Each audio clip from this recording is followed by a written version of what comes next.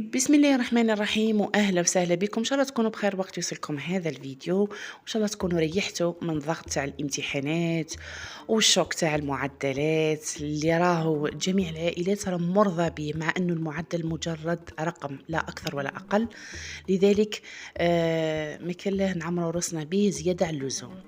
هذه نقطة برك حبيت اني نهدرها. من بعد راح نرجعوا لوصفتنا واللي هي حلوة جد رائعة، راح يعجبوها راح تعجب وليداتكم طبعا. هنا عندي المقادير: بيضة تكون حجم كبير، وعندي 115 غرام نتاع سكر حرش. البيضة لازم تكون حجم كبير، اذا كانت مش حجم كبير ديري بيضة وصفار بيضة باش تجي باش يجي كلش قد قد. هنا من بعد ما خلطنا مليح زدت 125 غرام تاع زيت، وخلطت كذلك مليح كما راكم تشوفوا. اذا كنتي حابه تخدمي بالباتور ما كانش مشكل. من بعد زدت 90 غرام نتاع نشا، ورايحين نزيدو 25 غرام تاع كاكاو. الكاكاو لازم يكون النوعيه الجيده، النوعيه المليحه، يعني اذا اللون من ناحيه اللون ومن ناحيه الرائحه، كي تشمي في ريحه الشيكولا هنا تعرفي بلي الكاكاو راهو مليح. من بعد ما نخلطوا مليح رايحين نزيدوا الفارينه. انا هنا حاولت اني نعطيكم الكيل قد قد. جبت كاس تاع فارينه، كبيت نص كاس، وزدت لهنا الخميره حليت كيس، خليت منه غير شويه. اذا كنتي حابه توزنيه ديري 7 غرام نتاع خميره كيميائيه. من بعد بقيت نزيد في الفارينه لين تحصلت على عجينه تكون طريه بزاف يعني. المهم انا الكاس قعدوا لي منه 2 صباع، دوك نوريه لكم بيدي فوالا. ومن بعد زدت الشيكولا، اذا كانت عندك حبيبات شيكولا ديريهم، اذا ما عندكش ديري كيما انا، جبت شوي شيكولا قطعتها هكذا طراف صغار ودرتها.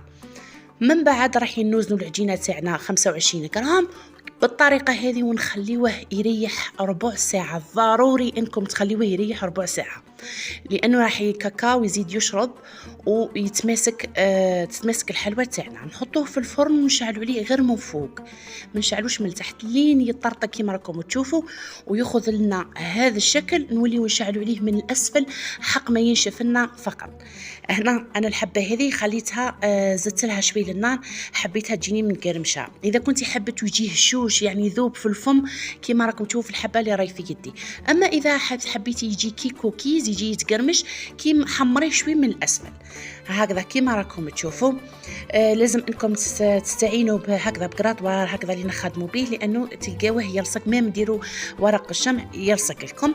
هنا تحبوا تقدموه بالطريقه هذه يعني واجد ما ديروا له والو. انا حبيت اني نزيد له شويه نتاع نيسلي ونلصق حبه فوق حبه، هذه اختياري يعني. اذا كنتي حابه ما ديري له والو ما ديري له والو، بصح النيسلي زاد له بنه روعه.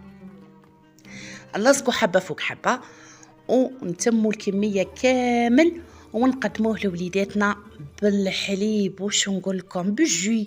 المهم هذا يعني محبوب للاطفال صراحه. انا طار بالو درته طار واش نقول لكم عجبهم بزاف بزاف.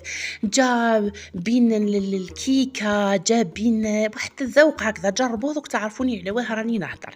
وصفتي تاع اليوم راهي روعه، ونتمنى انكم ديروها لوليداتكم مادامهم راهم في العطله. وش نقول لكم في اخر الفيديو، الى اللقاء، ونتلاقى معكم في وصفه جديده وتدبيره جديده. الى اللقاء.